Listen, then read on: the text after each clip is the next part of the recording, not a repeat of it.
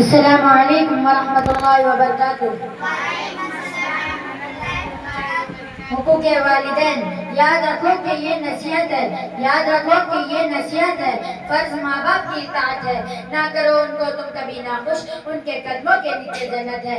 الحمدللہ الحمدللہ نحمده ونستعینه ونستغفره ونؤمن به ونتوکل علیہ ونعوذ باللہ من شرور انفسنا ومن سیئات اعمالنا، من يهده الله فلا مضل له ومن يضلل فلا هادي له، اشهد ان لا اله الا الله واشهد ان محمدا عبده ورسوله، اما بعد فاعوذ بالله من الشيطان الرجيم، بسم الله الرحمن الرحيم، وقضى ربك الا تعبدوا الا اياه وبالوالدين احسانا، اما يبلغن عندك الكبر احدهما او كلاهما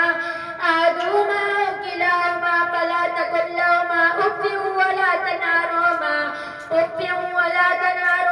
وقل لهما قولا كريما، واخفض لهما جناح الذل من الرحمة وقل رب ارحمهما كما ربياني صغيرا۔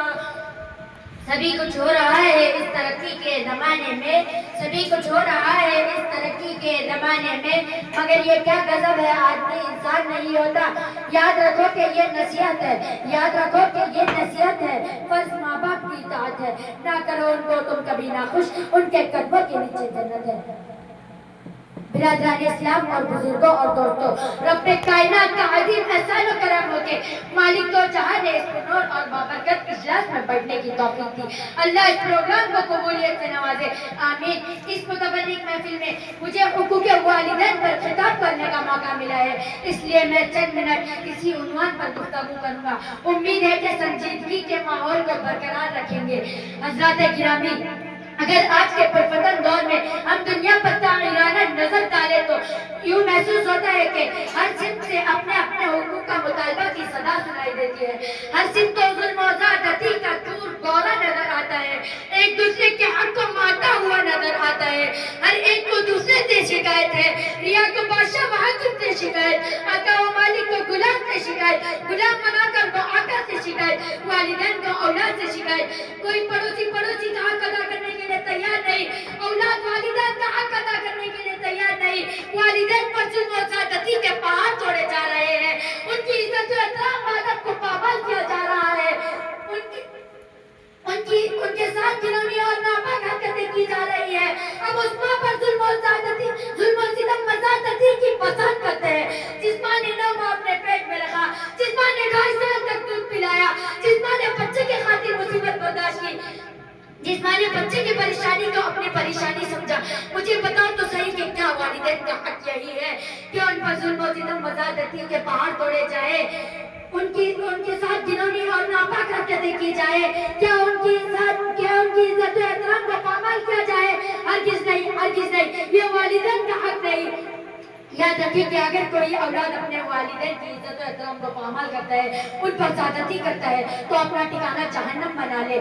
میں اپنے طرف سے نہیں کہتا، حدیث شریف میں موجود ہے، حضرت امامہ سے مروی ہے کہ محسن انسانیت صلی اللہ علیہ وسلم سے ایک شخص نے دریافت کیا، یا رسول اللہ ما حق الوالدین، والدین کا حق کیا ہے؟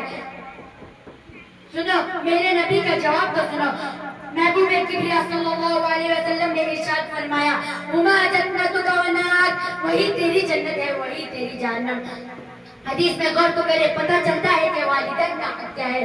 حدیث شریف کا مطلب یہ ہے کہ اگر تم والدین کی عزت و احترام کرو گے، ان کی فرما برداری کرو گے تو جنت کے حقدار بنو گے، اور اگر ان پر ظلم و زیادتی اور برا سلوک کرو گے تو اپنا ٹھکانہ جہنم بنا لے۔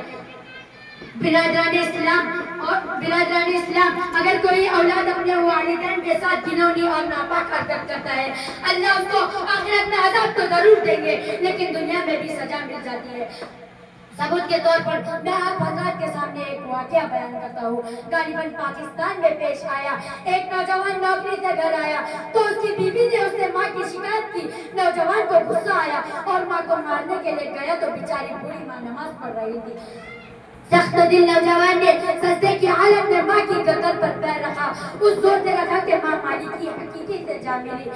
اس نوجوان اور چچا زاد بھائی ماں کو دفن کرنے کے لیے قبر تیار کی۔ پھر ماں کو قبر میں اتارنے کے لیے وہ نوجوان اور چچا زاد بھائی دونوں قبر میں اترے تو چچا زاد بھائی تو صحیح سلامت قبر سے باہر نکل گئے، لیکن اس نوجوان نے نکلنے کی کوشش کی تو قبر نے فوراً اسے دبوچ لیا۔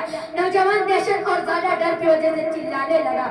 لوگوں نے اس نوجوان کو قبر سے نکالنے کی ہر ممکن کوشش کی لیکن کامیاب نہ ہو سکے۔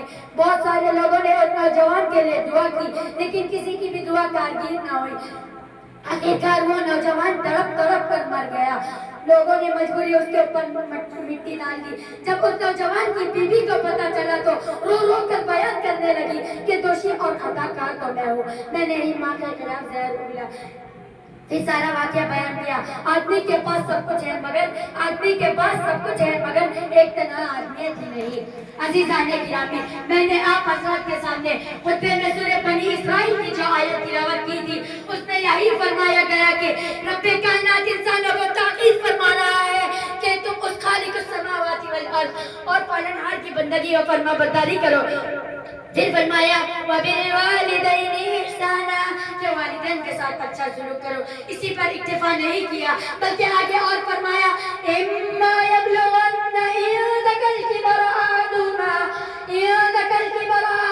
أَوْ كِلَاهُمَا فَلَا تَقُل لَّهُمَا أُفٍّ وَلَا تَنْهَرْهُمَا وَقُل لَّهُمَا قَوْلًا كَرِيمًا۔ ترجمہ، اگر تمہارے سامنے تمہارے والدین میں سے کوئی یا دونوں بڑھاپے کی عمر کو پہنچ جائے تو ان کو اف مت کہنا اور نام کو جھڑکو اور ان سے خوب عزت و احترام سے گفتگو کرنا اور ان کے آگے عاجزی کی بازو بچھا دینا اور ان کے لیے یہ دعا کرتے رہنا کہ ارحمہما کما ربیانی صغیرا، اے رب کائنات ان دونوں پر رحمت کی برسات فرما جیسے کہ ان دونوں نے مجھے چھوٹے پن میں پالا ہے۔ ایک مرتبہ محسن کائنات صلی اللہ علیہ وسلم نے ارشاد فرمایا اس کی ناک کاک آلو دو، اس کی ناک کاک آلو دو، اس کی ناک کاک آلو دو۔ تمام صحابہ کرام کڑپ اٹھے اور عرض کیا کہ یا رسول اللہ کس کی ناک کاک آلو دو؟ تو آپ نے جواب میں فرمایا کہ من أدرك والديه عند الكبر أحدهما أو كلاهما ثم لم يدخل الجنة، اس شخص کی ناک کھاک آلو دو جس نے اپنے والدین میں سے کسی کو یا دونوں کو بڑھاپے کی علم میں پایا ہو پھر بھی ان کی خدمت کر کے اپنے آپ کو جنت کا حقدار اور مستحق نہ بنایا ہو۔ والدین کی خدمت کرنا فرض ہے، رب کائنات کے کلام سے ثابت ہے، محسن کائنات کے کلام سے ثابت ہے، صحابہ کرام کے اقوال سے ثابت ہے، امام مجاہدین کے اقوال سے ثابت ہے۔ برادران ملت، جس اولاد سے والدین ناراض ہو تو رب کائنات بھی ناراض رہتے ہیں۔ میں حوالے کے ساتھ بتاتا ہوں، ترمذی شریف جلد ثانی اٹھاؤ اور صفحہ 12 پر دیکھو تو حضرت عبداللہ بن عمر کی ایک روایت موجود ہے۔ وہ فرماتے ہیں کہ شہنشاہ بطح صلی اللہ علیہ وسلم کا ارشاد گرامی ہے اللہ کی ناراضگی والد کی ناراضگی میں ہے، اللہ کی رضامندی والد کی رضامندی میں ہے۔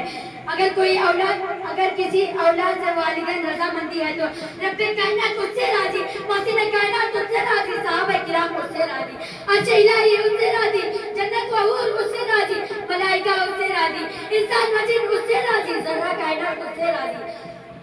اور اگر نافرمان اور گستاخی کرنے والا ہے تو خدا کی بھی اس پر لعنت، رسول کی بھی اس پر لعنت، ملائکہ کی بھی اس پر لعنت، صحابہ کرام کی بھی اس پر لعنت۔ وآخر دعوانا الحمدللہ رب العالمین، والسلام علیکم ورحمۃ اللہ وبرکاتہ۔